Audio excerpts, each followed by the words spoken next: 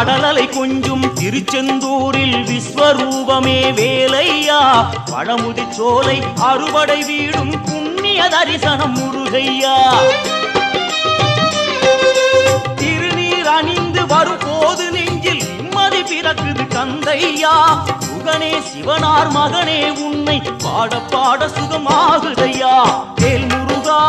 அரோகரா அரோகரா வேல் முருகா